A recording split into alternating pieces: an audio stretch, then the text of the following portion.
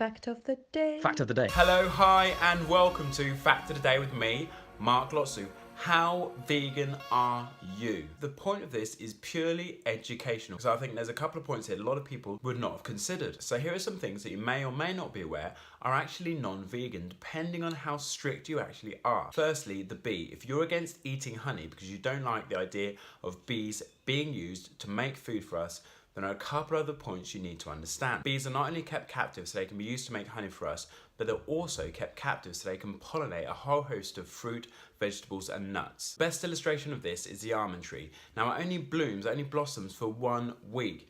So bees are shipped hundreds and hundreds of miles and then they're released so they can pollinate the almond tree, because unless the flowers are pollinated, it doesn't produce the almonds. So it's a very time critical period for pollinating the almond tree. Bees are used for this process, and they're also used to pollinate to ensure the production of large quantities of cucumbers, avocados and onions, amongst other things. So until robot pollinators are a viable option, I think the bee slaves are going to continue to be used. Next, medication. So vaccines. Large quantities of gelatin and also eggs are used in order to produce the chemicals that we find in vaccines. And the second problem with this is the first stage of testing vaccines is it's tested on animals to see how effective it is. This is a real issue because people who refuse to take vaccines because of this increase the chance of a risk of spreading of diseases throughout the population. Next, pet food.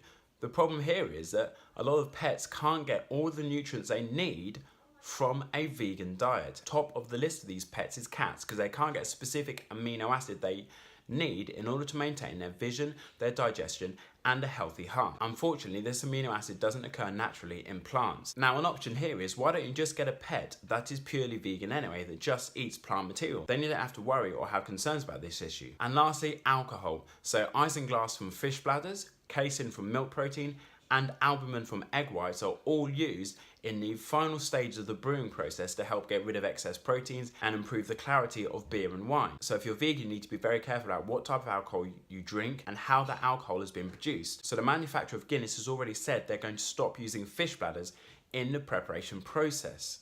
And I'm sure a lot of other companies will be following suit soon. Now, just as you can get good and bad alcoholic drinks for non-vegans, there are also good and bad alcoholic drinks for vegans. So just be aware of these. And you know you can get vegan champagne. You should check it out if you're a vegan and you drink alcohol. So the question is, are you vegan? How vegan are you? Thanks for tuning in. Love you, bye, love you, bye, love you, bye.